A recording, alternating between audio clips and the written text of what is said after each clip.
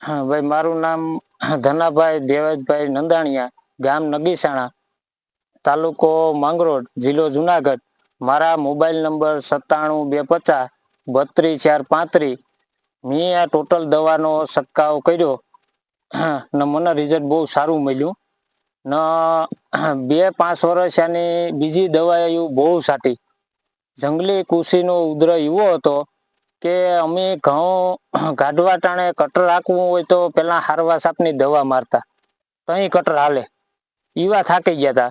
તો અવાર મારા ઘઉં પૈસીદીના છે, એમાં 2 વાર બીજી કંપનીની નોખનોખેલી આવીને દવા સાટી ભાઈ, તો પણ કૃષિ ન ગઈ.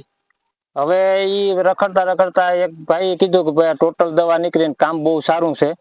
એ મને દવા મારી આગળ આવી. પછી મેં ટ્રાય કરી. 22 દીના ઘઉં છે એટલે મેં ડેમો કર્યો. 10 પંપ કર્યા એક પેકેટમાંથી ને 2.5 વીઘામાં સાટી મેં ને બહુ રિઝલ્ટ સારું મળ્યું. પછી પાછી અમે 4-5 ખેડૂત ભેગા થઈને લઈ આવ્યા. 25-26 દિવસના ઘઉં છે ને અમે બધાય સાટી બધું રિઝલ્ટ બહુ સારું મળ્યું.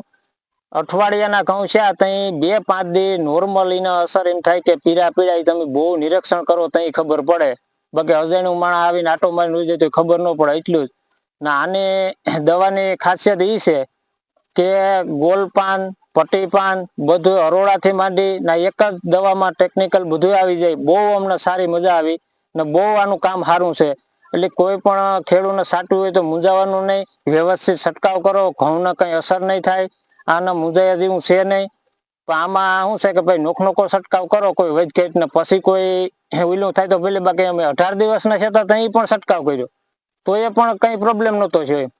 2-5 દિવસ તો ગમે એ દવા સાટી ભાઈ પાછા પડે. તો આમાં તો આ બધું સાફ કરવું તો અઘરું તો થાય ને. પણ અમારે નેદ કૃષિ ગોતવી હોય જંગલી છૂટું તો અમારે દિયાખો ફરી ત્યાં મળે એવું કોરી કરવી જ ન થાય. એવું અહીં રિઝલ્ટ આપીને સાફ કરી નાખી. અમે 5-7 ખેડૂત સાટી નોખી બધીને એવા રિઝલ્ટ મળ્યા ને. એક ખોખામાંથી 10 પંપ કરવા ભાઈ, 2.5 વીઘામાં સાટી દેવું. આના સાટ્યા પછી 5મે દી, 3જે દી કે 4થે દી તમારે જે રીતે પિયત આપતા હોય એ પ્રમાણે પિયત આપી દેવું. કોઈ બહુ જાદુ હુકાવા ન દેવું. તમારે કોઈ ઉરિયા આપતા હોય તો એ તમારે ટાણે આપી દેવું. પણ રિઝલ્ટ બહુ સારું છે. ઓકે, આની હિસાબે કોઈ સાઈડ ઇફેક્ટ કે ખેડૂતને પૂરેપૂરું તમારે કંટ્રોલ જંગલી કૃષિ ઉપર મળી ગયું છે?